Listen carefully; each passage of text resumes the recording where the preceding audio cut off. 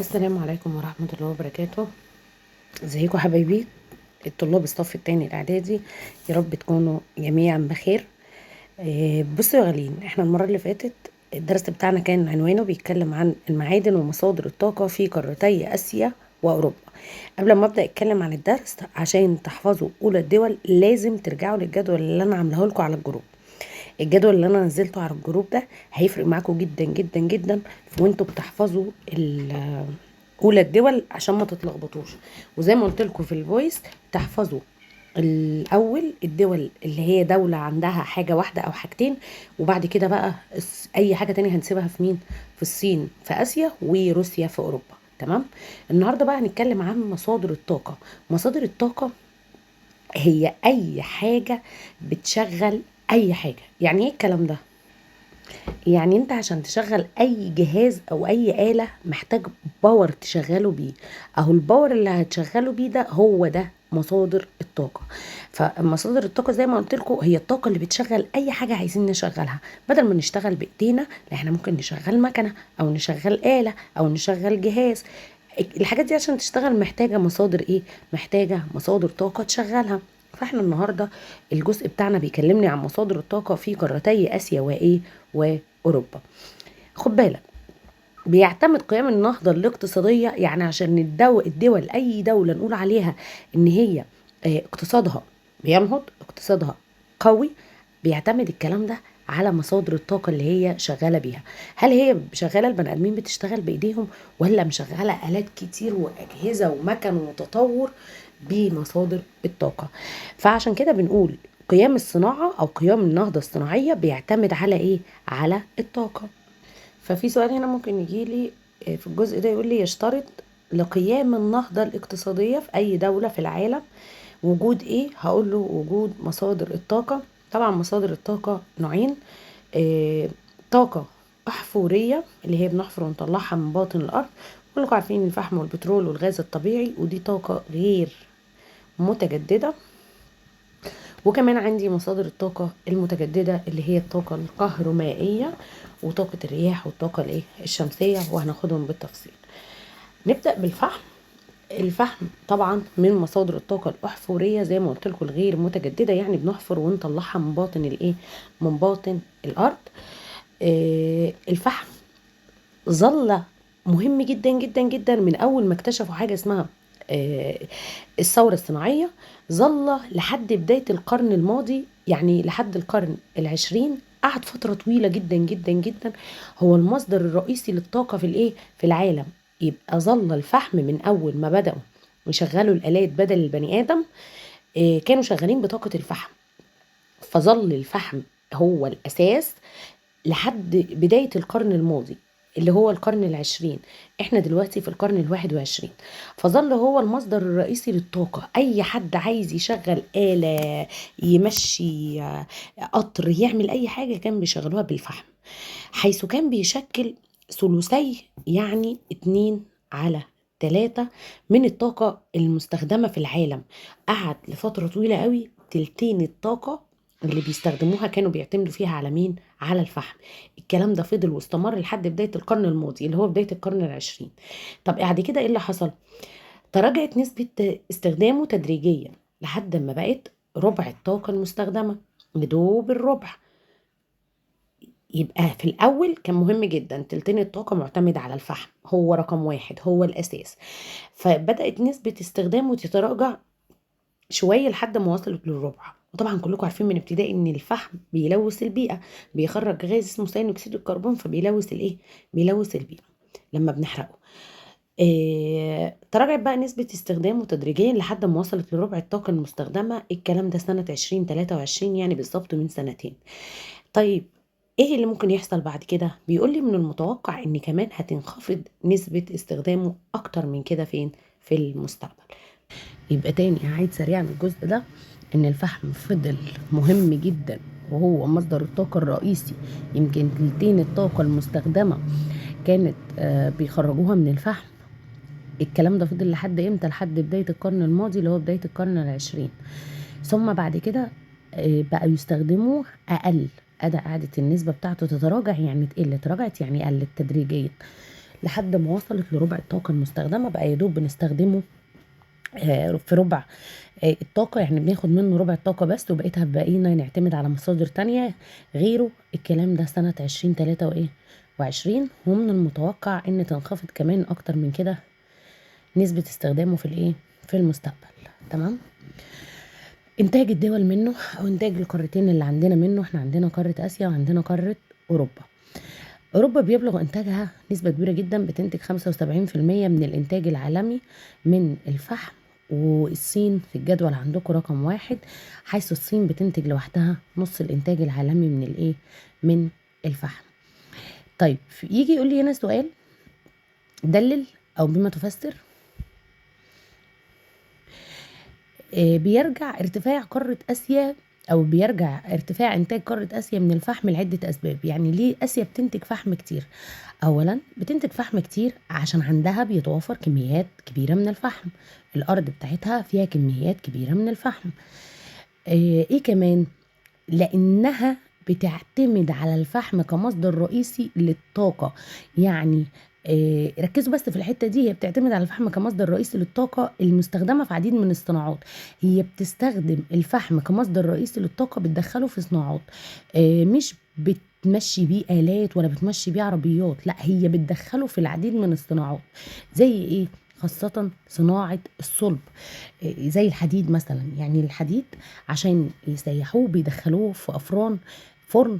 الفرن ده فيه فحم كتير، فطبعا اكتر حاجة هتسيحه او اكتر حاجة هتسخن الموضوع ده الفحم. فعشان كده بقول بيرجع ارتفاع انتاج قارة اسيا من الفحم لاسباب، منها ايه؟ ان هم عندهم فحم كتير في القارة، وان هم بيعتمدوا عليه كمصدر رئيسي في عديد من الصناعات، في صناعات بيدخل في صناعات زي صناعة الايه، زي صناعة الصلب. قلنا اولى الدول في اسيا هي دولة الصين. اما بقى قارة اوروبا، اولى الدول فيها واحنا مغمضين هتبقى ايه؟ هتبقى روسيا. وزي ما قلت لكم السؤال ده مهم، ممكن يجي لي بصيغة دلل، وممكن يجي لي بصيغة بما تفسر. هتكتبوه وتحفظوا الاجابات بتاعته عشان تبقوا عارفينه، وهتلاقوه في الواجب يعني.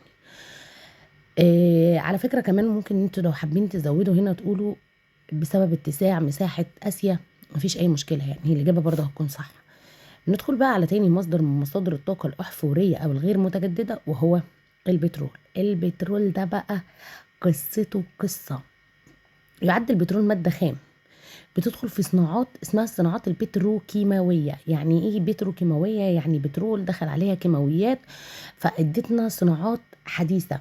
زي مثلا صناعة بلاستيك، بيدخل في صناعات الأسمدة، صناعات منسوجات، دهانات، أدوية، منظفات، كل دي حاجات البترول دخل عليها الكيماويات اللي هي البتروكيماويات، وطلعت لنا المشتقات الكتير قوي دي. تمام.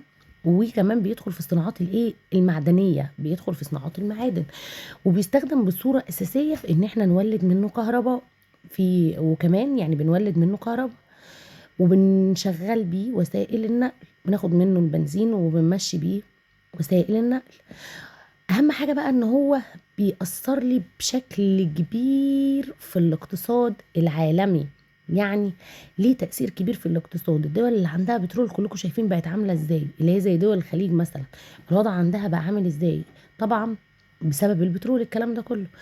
اما حته بقى العلاقات الدوليه، فالبترول ليه دور مهم جدا في العلاقات الدوليه، زي ما شرحت لكم في الحصه ان في حرب اكتوبر من ضمن الأسباب اللي ضغطت بيها دول الخليج العربي على أمريكا وقت الحرب وهي بتساند إسرائيل، إن هم منعوا تصدير البترول ليها، وده كان سبب من الأسباب الرئيسية اللي خلت مصر تكسب في حرب إيه؟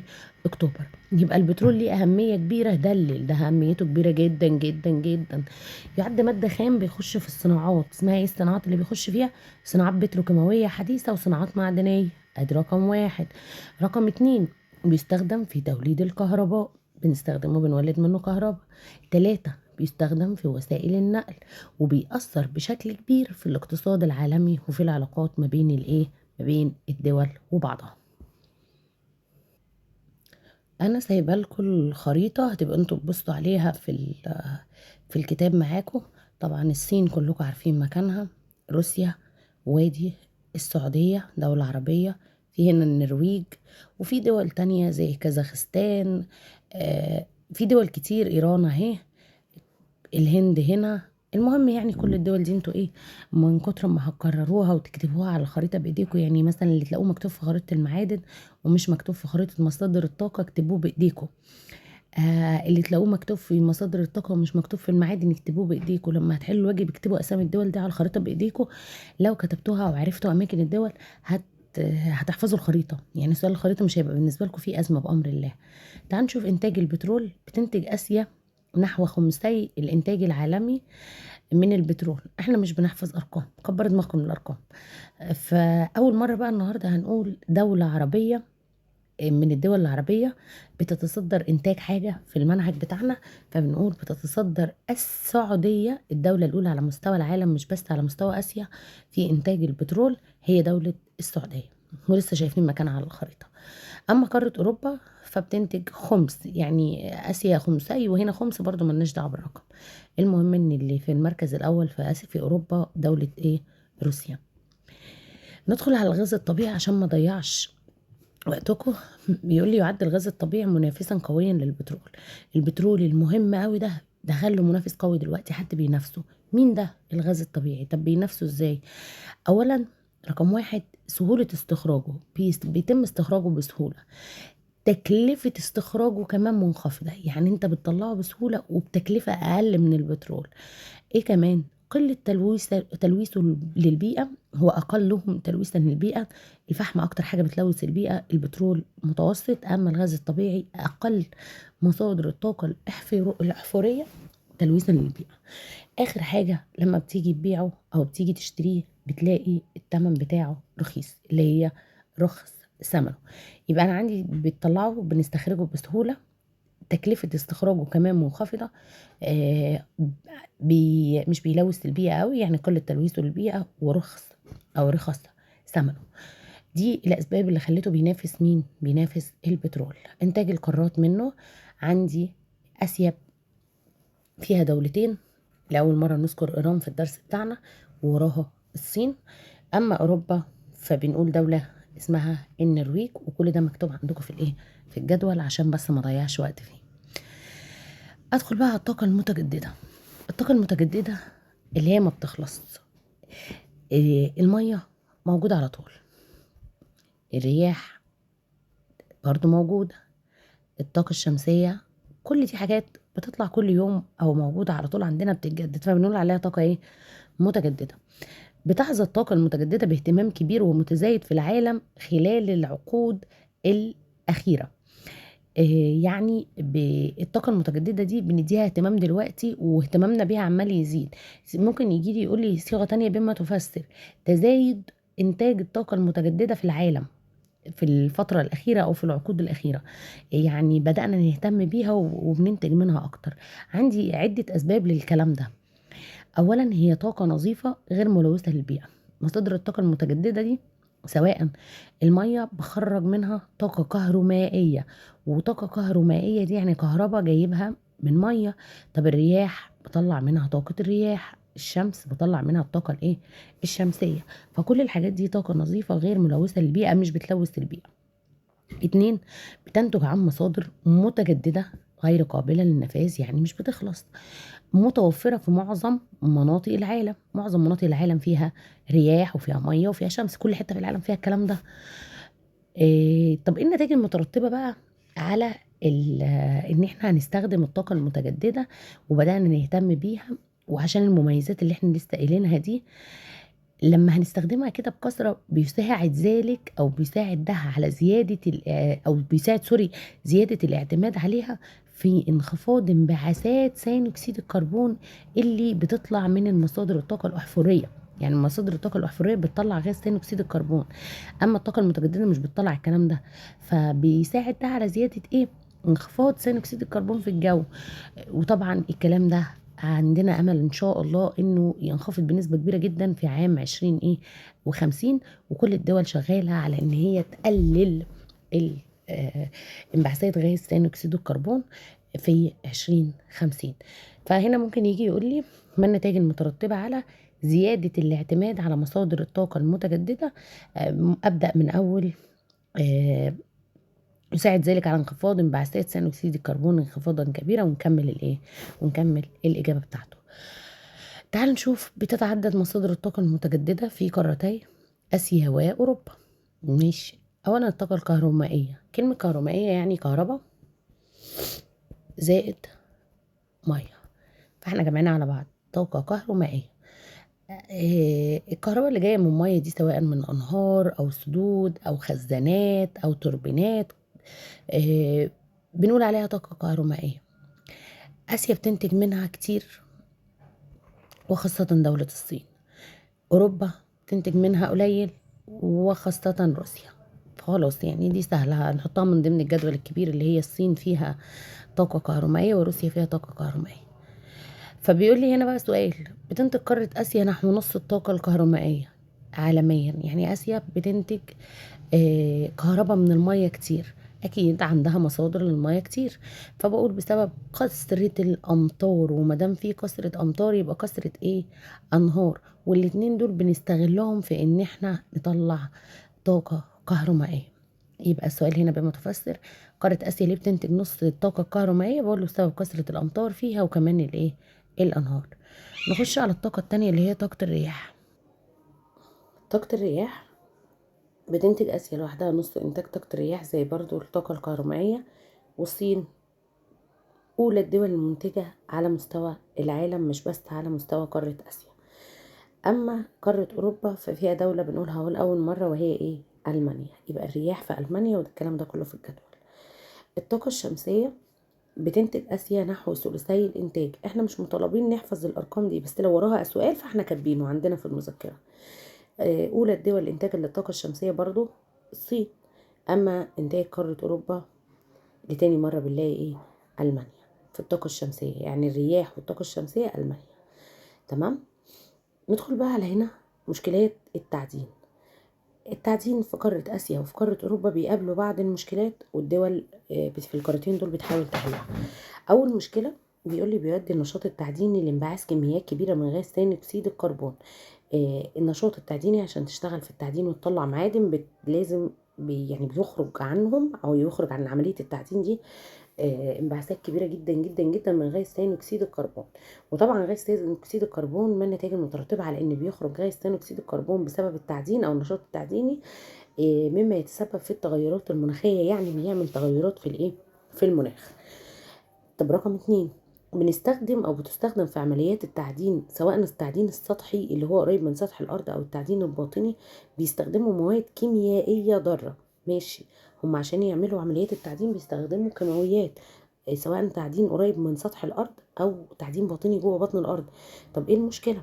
بقول المشكله بقى ان قد تختلط بعض الكيماويات دي بمياه الامطار اللي نازله، وممكن تنتقل للانهار وللمياه الايه؟ الجوفيه. فطبعا ده هيسبب كوارث او بيسبب كوارث كبيره. تالت حاجه ضعف التكنولوجيا المستخدمه في التعدين. ضعف مش ضعف، ضعف يعني ضعيفه. دلل. فبقول حيث تفتقر بعض مناطق قارة آسيا للتكنولوجيا الحديثة. في مناطق في آسيا، ولكن مش كل آسيا، يعني ما ينفعش أطبق الكلام ده على الصين. في مناطق في آسيا بتفتقر للتكنولوجيا الحديثة، ما عندهاش التكنولوجيا الحديثة. أسفة. في مناطق في آسيا ما عندهاش التكنولوجيا الحديثة اللي بتشتغل بها في التعدين. كمان بتفتقر لتدريب العمالة في مجال التعدين، مش مدربة العمال في مجال التعدين كويس. طب انت قارنت الكلام ده بمين؟ هقولك مقارنة بالتقدم التكنولوجي اللي موجود في قارة ايه؟ في قارة أوروبا. يبقى في بعض الأماكن في قارة آسيا أو بعض المناطق في قارة آسيا فقيرة، في ما بيعرفوش يستخدموا التكنولوجيا الحديثة في التعدين، ولا العمال بتاعهم متدربين كويس. فطبعا ده مقارنة باللي الناس او التكنولوجيا او التقدم التكنولوجي اللي موجود في قارة ايه؟ اوروبا. يعني المشكلة دي خاصة باسيا. عندي حاجة تاني. الارتفاع الكبير في تكاليف الانتاج. احيانا عشان تنتج معادن او تطلع معادن او مصادر طاقة بتلاقي نفسك اتكلفت كتير.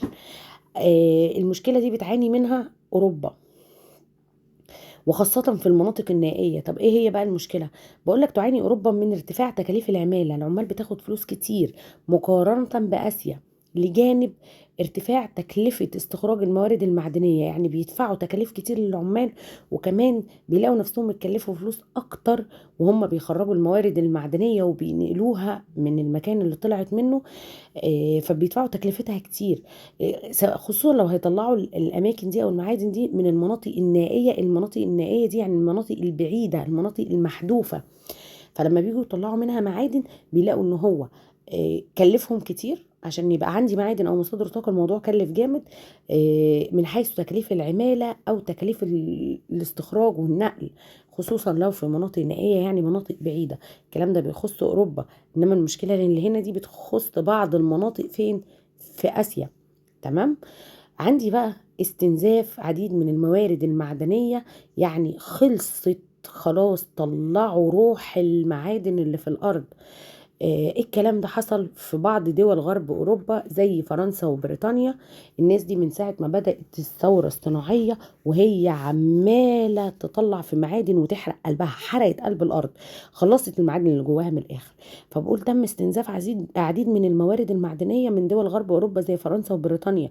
ليه؟ بسبب الاستخدام غير المستدام. يعني استخدموها من غير ما يفكروا في الاجيال القادمه، هم عمالين يطلعوا يصنعوا، عمالين يطلعوا يصنعوا. ايه الكلام ده حصل على طول فتره الايه؟ الكلام ده حصل من ساعه ما عملوا الثوره الصناعيه. بنقول ان الاسباب في ان هم استنزفوا موارد كتير. ادي عندي سبب الاستخدام غير المستدام. كمان رقم 2 طول فترة التعدين، يعني بيستخدموا الكلام ده بقالهم كتير او بيهلكوا معادن بقالهم ايه؟ بقالهم كتير. دي كانت المشكلات اللي بتقابل التعدين في قارة اسيا وقارة اوروبا. تعال نشوف بقى بعض الحلول او طرق لمواجهتها سواء من قارة اسيا او من قارة اوروبا. اول حاجة، في دول أطلقت عديد من المبادرات لاستدامة الموارد. احنا عايزين نحافظ على الموارد المعدنية اللي موجودة من خلال شوية حاجات. الخطوة الأولى الاتجاه نحو إعادة تدوير المعادن. بدأوا يعملوا إعادة تدوير للمعادن عشان ما نهلكش معادن جديدة، نشوف المعادن اللي عندنا ونعمل لها إعادة تدوير. البحث عن بدائل، لو في موارد نادرة أو معادن نادرة نشوف إيه البدائل بتاعتها ونبطل نعتمد على الموارد النادرة اللي ممكن تخلص دي. ايه كمان؟ استخدام تقنيات حديثة، نستخدم اساليب حديثة وتقنيات جديدة عشان نقلل التأثيرات السلبية على البيئة. يعني نستخدم حاجات حديثة، اجهزة حديثة تبطل تطلع ثاني اكسيد الكربون اللي بيعمل تغير مناخي. فاحنا نستخدم تقنيات جديدة وحديثة بطرق جديدة ونقلل التأثيرات السلبية للتعدين على الايه؟ على البيئة. وتوسعوا بقى حاليا في استخدام الطاقة المتجددة في حتة او في مناجم اسمها المناجم الخضراء. وادي التعريف بتاع المناجم الخضراء: هي مناجم بتستخدم اساليب تعدين حديثه وصديقه للبيئه. يعني وهم بيطلعوا المعادن من المناجم الخضراء دي بيستخدموا اساليب فيها مصادر طاقه متجدده. تمام. وعشان تكون صديقه للبيئه يعني ما تلوثش البيئه. الهدف منها تقليل التلوث البيئي وتحقيق الاستخدام الامثل والمستدام للموارد الطبيعيه اللي ربنا مديها لنا. يبقى المناجم الخضراء اللي بطلع منها معادن بستخدم فيها اساليب تعدين حديثه وصديقه للبيئه، وكمان بستخدم مصادر طاقه متجدده لتقليل التلوث البيئي وتحقيق الاستخدام الامثل والمستدام للموارد المعدنيه. عندي كمان في بقى بعض الدول أصدرت عدة قوانين لحماية البيئة من الآثار السلبية، زي اللي أصدرها حاجة اسمها الاتحاد الأوروبي. وده اتحاد ما بين الدول الأوروبية، اتحاد صناعي كده بيشتركوا مش مشتركين فيه دول كتير قوي من أوروبا في الصناعات. فأصدر إيه بقى الاتحاد الأوروبي ده؟ قال لك أنا هعمل قانون اسمه قانون المواد الخام الحرجة. يعني إيه القانون ده؟ يعني لما تيجي تتعامل مع المواد الخام الحرجة تتعامل معاها بحذر، وإلا هيكون ليك عقاب. طب أصدروا قانون زي ده ليه؟ هقوله لضمان استدامة الموارد المعدنية للأجيال القادمة. يعني عشان يضمنوا إن الموارد المعدنية تفضل موجودة ويتحافظ عليها للأجيال القادمة. واللي عمل الكلام ده اتحاد في أوروبا اسمه الاتحاد الأوروبي. خلاص كده يا حبايبي احنا خلصنا الدرس. انا عارفه ان الفيديو هينزل لكم متاخر، ولكن قدامكم وقت طول النهار ان شاء الله ان انتوا تسمعوه. يعلم ربنا والله بالظروف اللي عندي اللي خلتني مأخره عليكم قوي كده. حقكم عليا سنه تانية. اشوفكم يا رب على خير، وان شاء الله تكونوا كلكم من اللي هيقفلوا الامتحان بامر الله. احفظوا الخرايط كويس جدا جدا جدا، لان عندكم خريطة من الخريطتين دول، احفظوهم عشان هتمتحنوا على واحدة منهم. اشوفكم على خير يا رب. السلام عليكم ورحمة الله وبركاته.